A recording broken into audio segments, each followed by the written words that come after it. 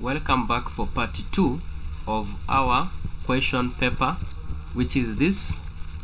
Why I broke it to part 2, because it was taking a lot of time. I was giving humble time to come up with a data entry form called the Linus form. Okay, now you have also used it for typing this work. I don't want to drag the video so long. Now let us switch on to question number D part of the question. Yes, this is the midfield of the question paper, right? We are going to use the above form which you created. This form we have created, we are going to use it to do what? To calculate or to compute the total allowance and the tax, which is given 7.5% of the total allowance. Yes, this calculation, don't do it on the table, but you do it on the form given. Okay, on this form. Now for this form, if you want to do that calculation on your form, come back to the design view of the form at this stage. Remember, this area here of total allowance was not given. Now for you to get the total allowance, you see allowance per day is given, then the number of days. For you to get total allowance is what? You multiply allowance per day times the number of days. Okay, you put the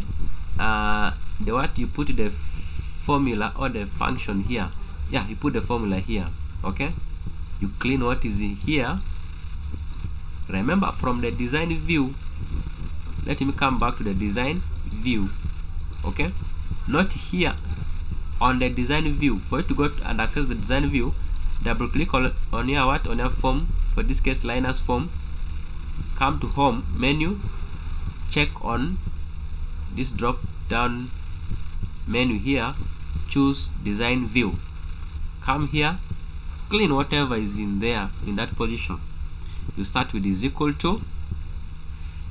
Now for you to put those fields, this allowance per day,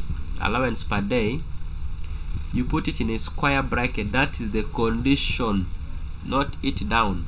The condition is what? Put is equal to, then open a square bracket, then the field comes inside a square bracket.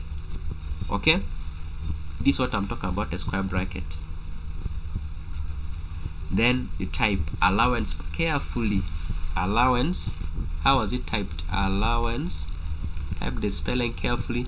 If there's a space, put a space. I've spaced.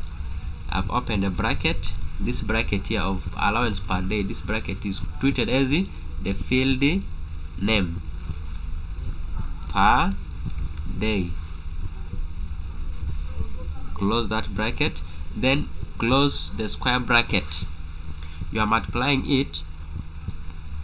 You press on the keyboard the multiplication sign, open another square bracket, you put days, close the square bracket.